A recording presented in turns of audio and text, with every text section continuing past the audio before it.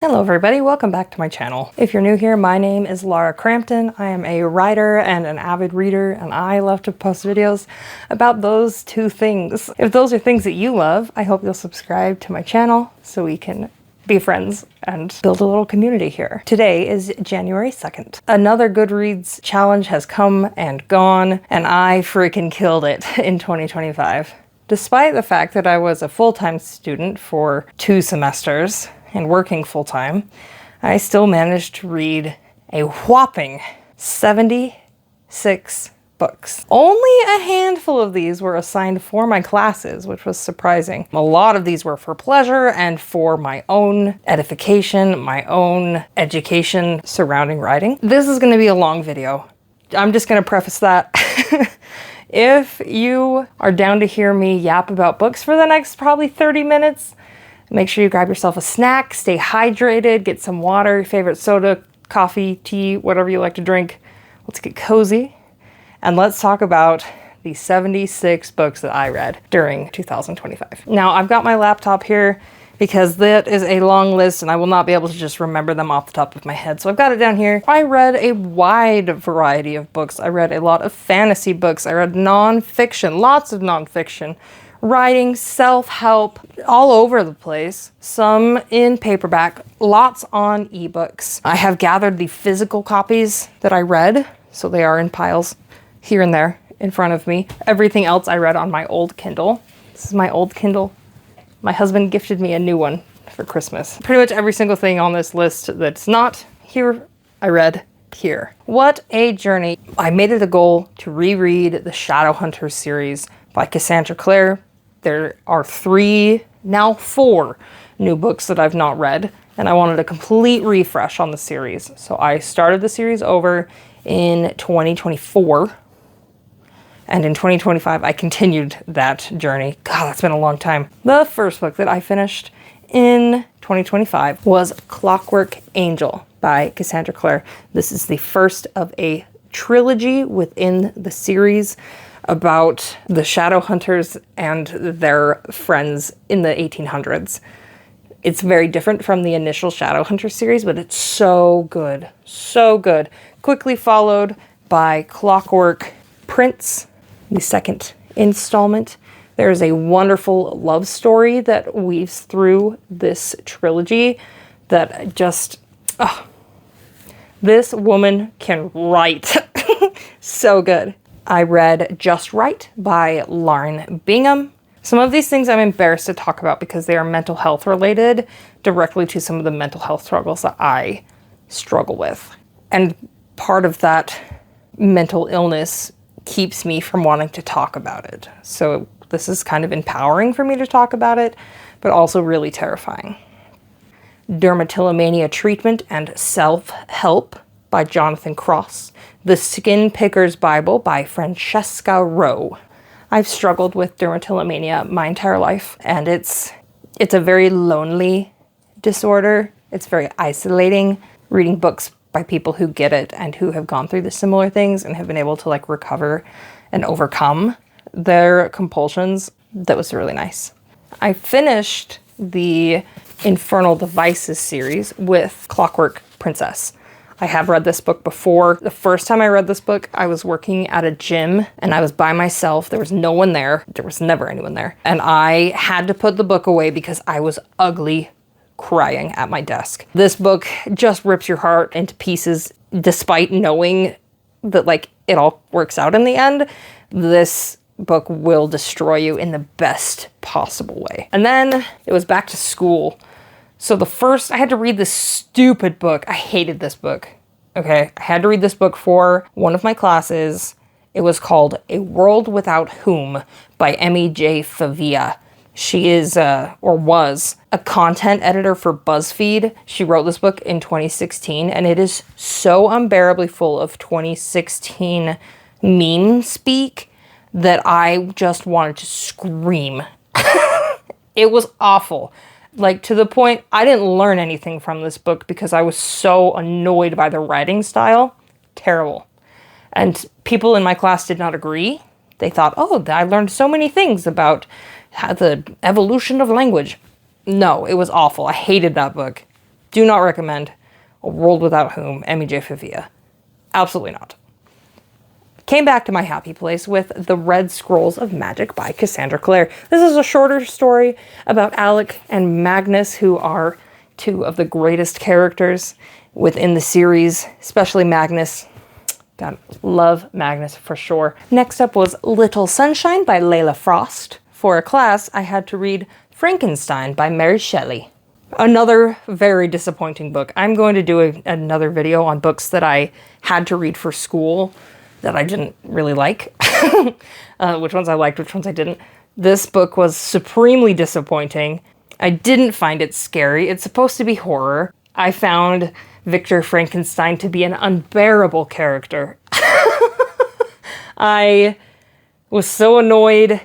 He had a bad day and was bedridden for 2 months. And then, oh my gosh, he realized and was bedridden for another 2 months. Can you imagine you have a bad day or you screw up on an assignment and you are now bedridden for two months? Insane. I did not like this book. I didn't like the writing style. I didn't like the plot. I didn't like the characters. I did not like this book. And, as an English major, perhaps that is blasphemy. Nope. Nope. Did not like Frankenstein. Next was Little Goddess by Layla Frost. And then a short story that doesn't actually have a physical copy. I think it's just on a blog. Maybe Cassandra Clare's blog. The short story is called After the Bridge. I'm not going to put the cover art on here because it's very risque. And it's two characters from the Infernal Devices finally getting their happily ever after in a little short story. Oh, so good. Spicy. She needs to write more spicy content, which I think she did in the latest book that she published. Next was City of Fallen Angels by Cassandra Clare. And then it was back to the Kindle for a minute. I'm usually reading multiple series at once. So I usually have something going that's physical and something on my Kindle. And then it's usually Kindle on my phone for something else. So I have my fingers in many pies. I read The Mental Game of Writing by James Scott Bell. As a writer who is trying to convince herself she's a writer, I read a lot of that kind of book. Then I read Nothing to See Here by Kevin Wilson for one of my classes, and I really liked this book. It was very weird. That professor he's a good buddy. I love that professor. He always assigned really weird, unusual books. That was a good one. You Are a Writer by Jeff Goins, and Looking for a Nerdy Daddy by Adriana Golden. City of Lost Souls was next. Clary and Jace and Sebastian end up spending a lot of time together. Sebastian was the villain through the first part of the series, and they end up spending a lot of time together and traveling. I really did enjoy this book. I had a report on publishing, so I read How Do I Decide? Self-Publishing versus Traditional Publishing by Rochelle Gardner. And then, where's this fucking book? Another stupid book I had to read for a class. The Great Typo Hunt by Jeff Deck and Benjamin D. Herson. This book is about two guys who decide it's a good idea to go on a road trip around the United States, correcting typos and mistakes on signage and posters and homemade advertisements and monuments. He ends up getting federally prosecuted for vandalizing a national monument.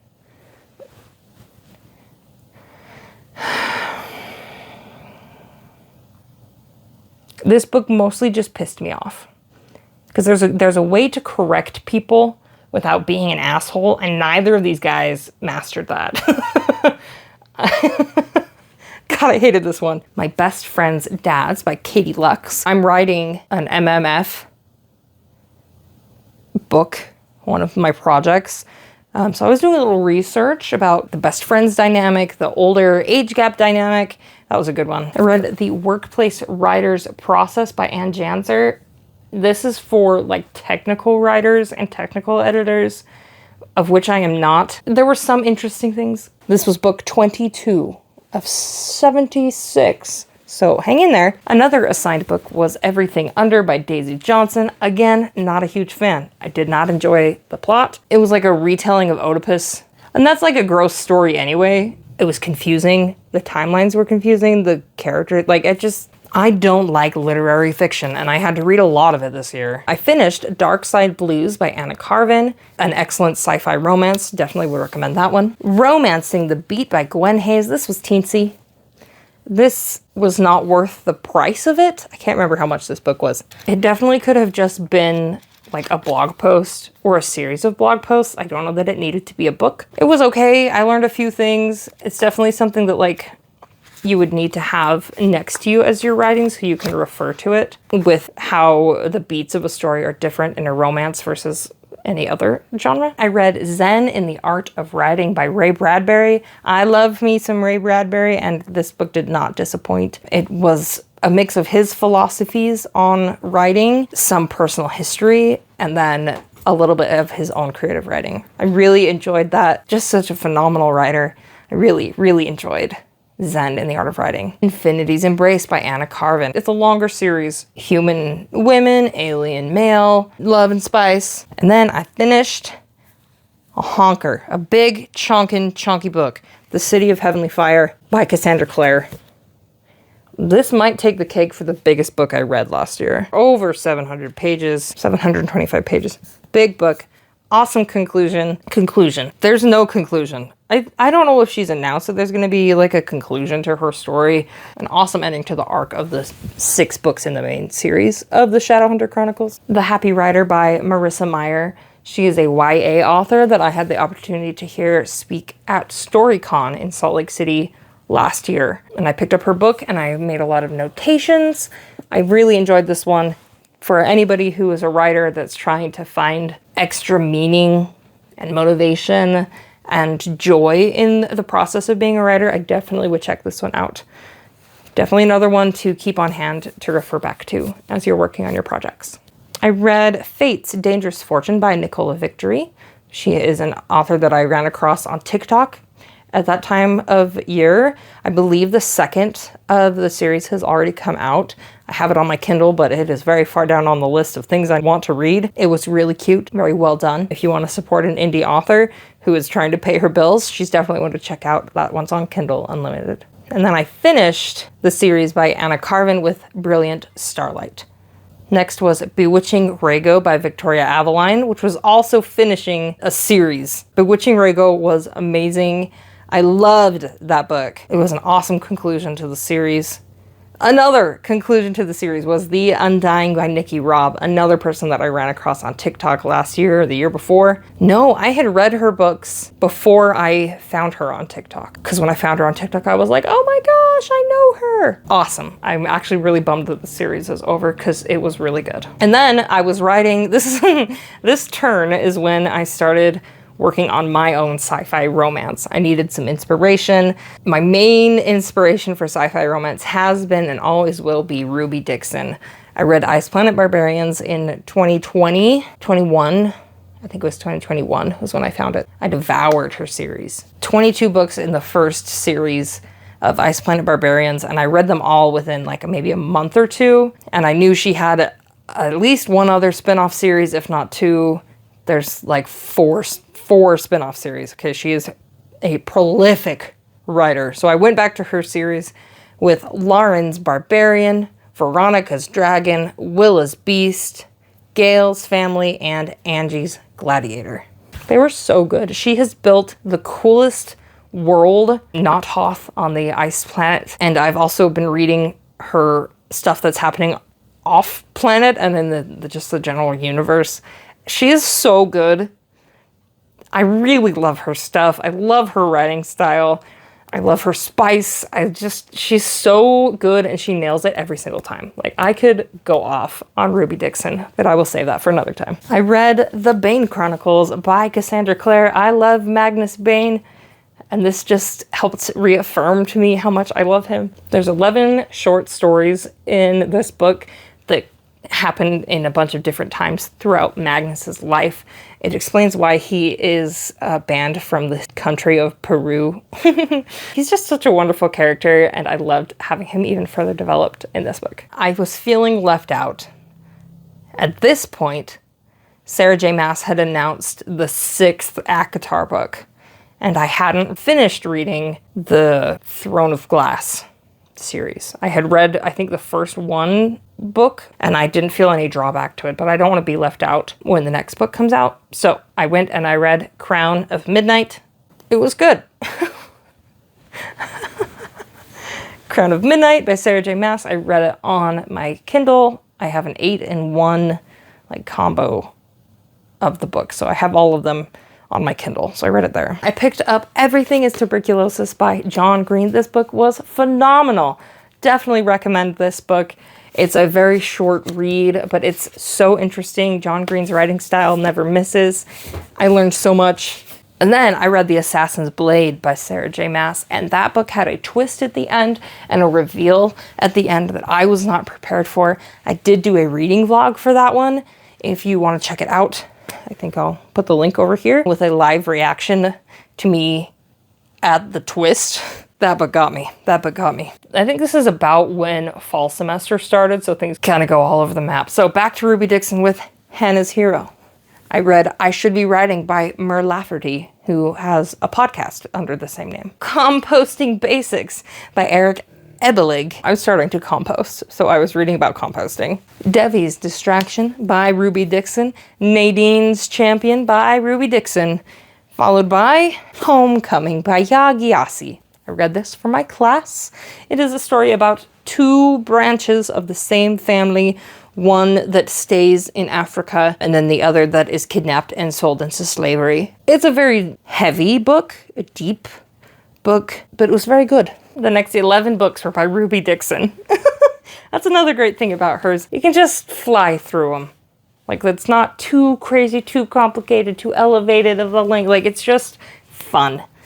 So it was Callie's Catastrophe, Penny's Protector, Mari's Mistake, Raven's Return, Bridget's Bane, Steph's Outcast, Sam's Secret, Daisy's Decision, Floor's Fiasco, Rajal's Resonance, Surviving Scar, which was so funny.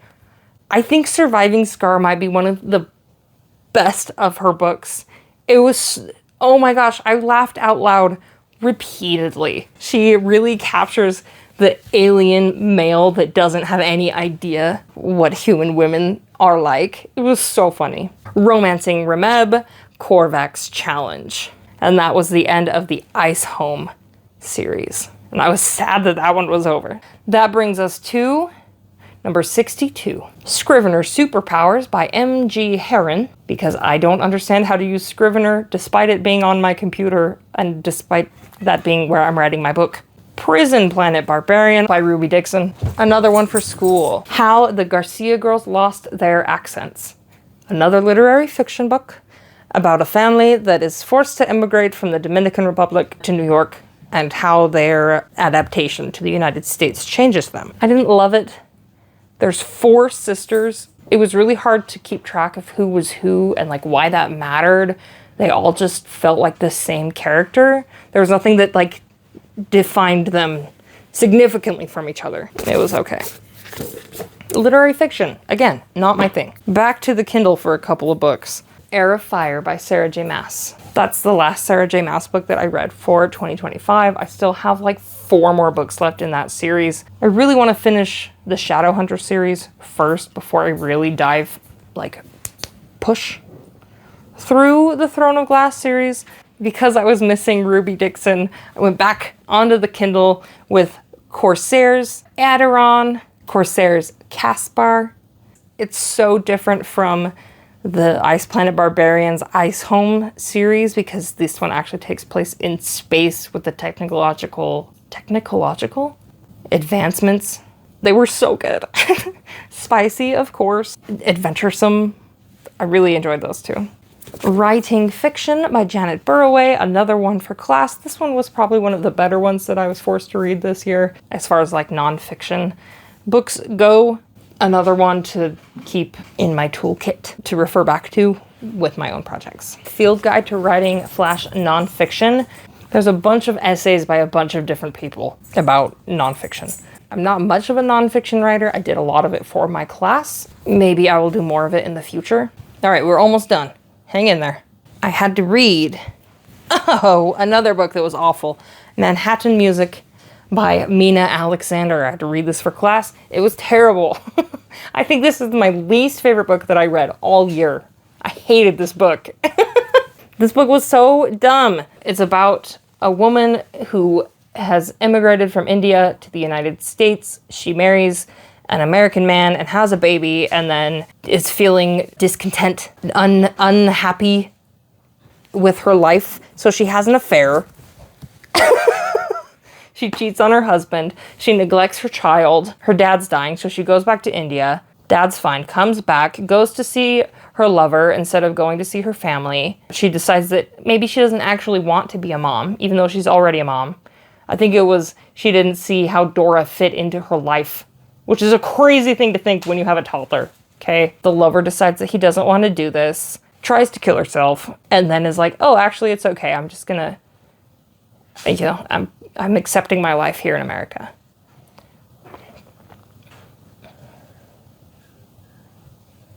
Awful. It was so bad. It's an insightful look into the multi-culty, trendy New York downtown art scene of the troubled 90s. It was not good. I did not like that book.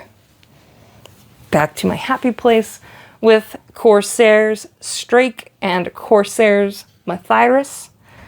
These were awesome. The male main characters are headstrong.